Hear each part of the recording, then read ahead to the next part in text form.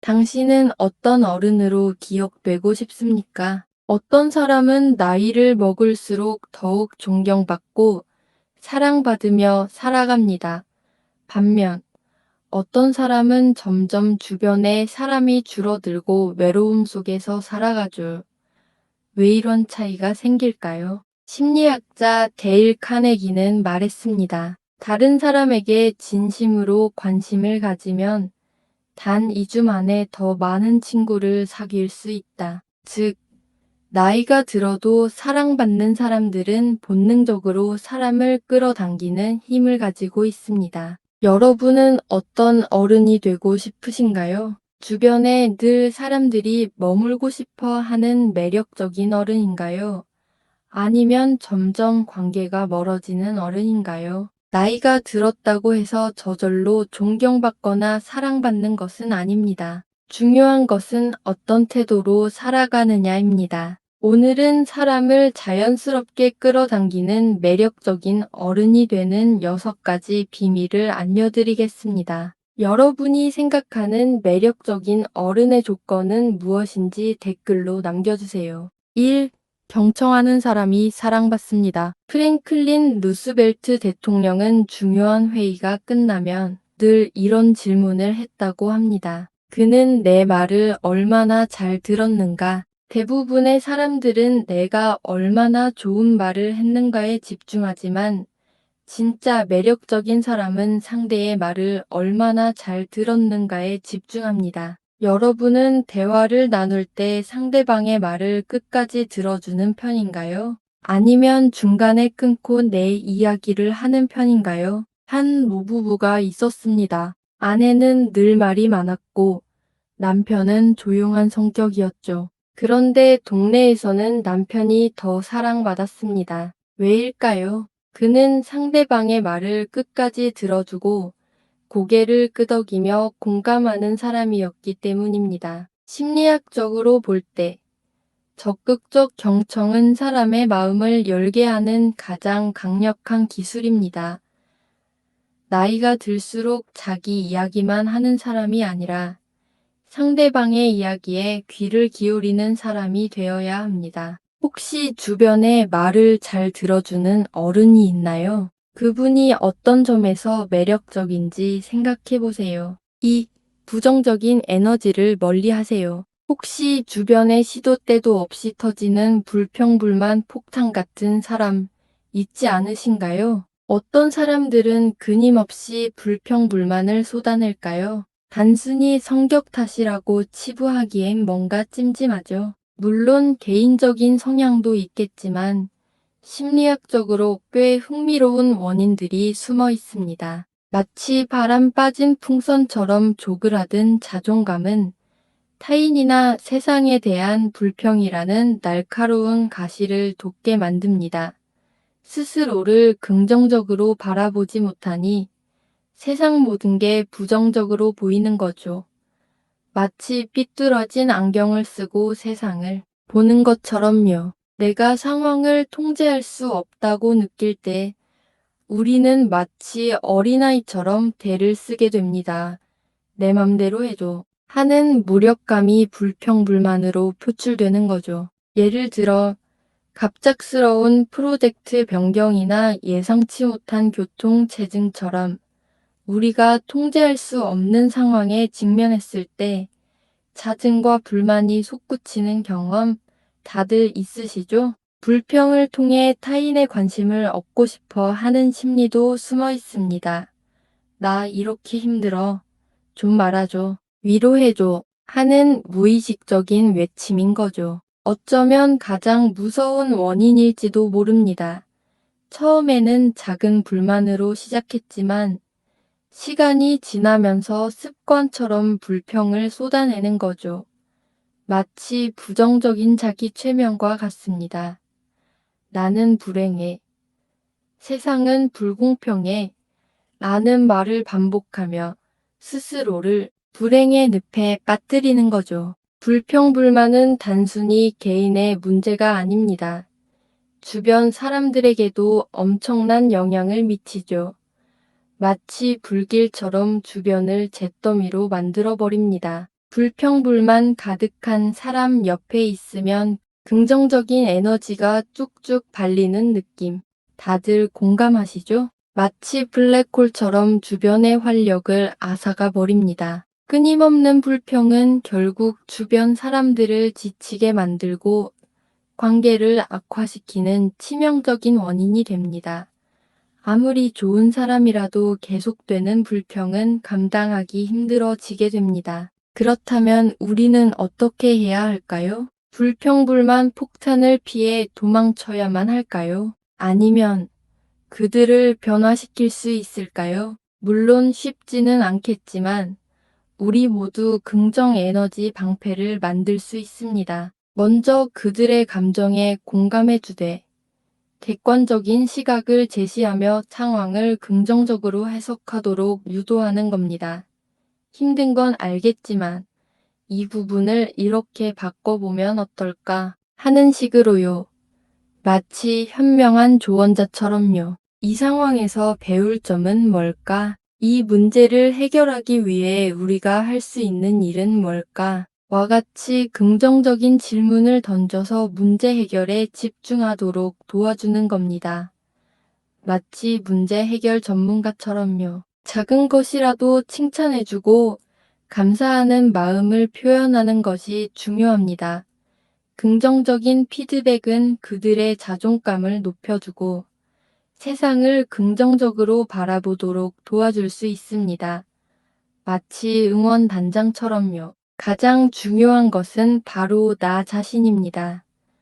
내가 먼저 긍정적인 에너지를 발산해야 주변 사람들에게도 좋은 영향을 줄 수 있습니다. 세상에는 불평할 거리들이 정말 많습니다. 불평만 한다고 해서 달라지는 건 아무것도 없습니다. 불평은 우리를 더 힘들게 만들 뿐이죠. 긍정적인 마음으로 세상을 바라보고 작은 것에도 감사하며 살아가는 것이 행복으로 가는 지름길이라는 것을 잊지 말아야 합니다. 나는 불평하는 사람과는 5분 이상 대화하지 않는다. 왜냐하면 그것만으로도 내 하루가 망가질 수 있기 때문이다. 이 말은 세계적인 성공 철학자 짐 론이 한 이야기입니다. 여러분 주변에도 이런 사람이 있지 않나요? 늘 불평하고 부정적인 말만 하는 사람 말이에요. 요즘 젊은 애들은 예의가 없어. 예전이 더 좋았어. 나이가 드니까 다 귀찮다. 이런 말을 자주 하는 사람 곁에 오래 있고 싶을까요? 반대로 어떤 어른은 이렇게 말합니다. 요즘 젊은이들 정말 똑똑해. 나도 배울 게 많아. 새로운 기술이 나올 때마다 신기해. 한번 배워볼까? 이런 사람들에게는 자연스럽게 사람들이 모입니다. 사람들은 밝은 에너지를 가진 사람을 좋아하기 때문입니다. 여러분은 어떤 에너지를 가진 사람과 함께 있고 싶으신가요? 긍정적인 에너지를 가진 사람이 되고 싶다면 어떤 노력이 필요할까요? 댓글로 의견을 나눠주세요. 3. 자기 관리는 곧 매력입니다. 많은 사람들이 착각합니다. 나이 들면 외모는 중요하지 않다. 하지만 현실은 다릅니다. 외모란 단순히 젊어 보이는 것이 아닙니다. 자기 관리가 잘 된 사람은 그 자체로 매력적입니다. 한 유명한 작가는 이런 말을 남겼습니다. 내 몸을 소중히 대하는 태도가 곧 내 삶을 대하는 태도다. 여러분은 평소 자신을 어떻게 관리하고 계신가요? 옷차림, 건강, 표정 관리까지 작은 습관이 우리를 매력적으로 만들 수 있습니다. 70대에도 깔끔한 옷차림을 하고 건강을 관리하며 기분 좋은 향기를 풍기는 사람은 주변 사람들에게 좋은 인상을 줍니다. 반대로 아무렇게나 옷을 입고 늘 피곤한 얼굴을 하고 있는 사람은 자연스럽게 주변에 사람이 줄어들게 됩니다. 자기 관리는 타인을 위한 것이 아니라 스스로를 위한 것입니다. 그리고 그 과정에서 자연스럽게 사람들을 끌어당기는 힘이 생깁니다. 혹시 여러분 주변에 나이 들어서도 멋지고 매력적인 분이 계신가요? 그분의 특징을 댓글로 공유해 주세요. 4. 젊은이들에게 열린 마음을 가져보세요. 하루가 멀다 하고 쏟아지는 새로운 유행, 알 수 없는 신조어들, 따라가기 벅차고 때로는 이해하기 힘든 모습에 나 때는 안 그랬는데 하는 생각도 스멀스멀 올라오죠. 저 역시 그랬으니까요. 하지만 여러분, 잠시만 멈춰서서 젊은 세대에게 조금만 더 마음을 열어보는 건 어떨까요? 우리가 젊었을 때를 떠올려 보면 저희도 기성세대의 눈에는 이해 안 되는 행동들을 많이 했습니다. 긴 머리, 통기타, 청바지. 어른들은 저희를 보며 혀를 끌끌 차셨죠. 하지만 그때 저희의 열정과 패기가 있었기에 지금의 대한민국이 만들어질 수 있었습니다. 지금 젊은 세대도 마찬가지입니다. 젊은 세대는 저희와는 다른 방식으로 세상을 바라보고 새로운 아이디어를 끊임없이 쏟아냅니다. 젊은 세대의 시각은 때로는 저희가 미처 보지 못했던 부분을 비춰주기도 합니다. 변화를 두려워하지 않고 받아들일 때 우리는 더욱 풍요로운 세상을 만들 수 있습니다. 우리는 이미 인생의 절반 이상을 살아왔지만 젊은 세대는 앞으로 살아갈 날이 훨씬 더 많습니다.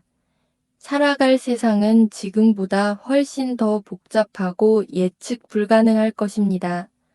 우리는 그들이 미래를 잘 헤쳐나갈 수 있도록 지혜와 경험을 나눠줘야 할 책임이 있습니다. 꼰대처럼 훈계하는 것이 아니라 진심으로 그들의 이야기에 귀 기울이고 그들의 고민을 함께 나누는 것이 중요합니다. 젊은 세대에게 긍정적인 영향을 주는 것은 결국 우리 모두의 미래를 밝히는 일입니다. 저도 유튜브를 시작하면서 젊은 친구들에게 정말 많은 것을 배우고 있습니다. 새로운 기술, 트렌드, 사고방식, 그들의 열정과 창의성은 저에게 큰 자극이 됩니다. 처음에는 어색하고 어려웠지만 꾸준히 소통하면서 서로를 이해하게 되었고, 이제는 없어서는 안 될 존재가 되었습니다.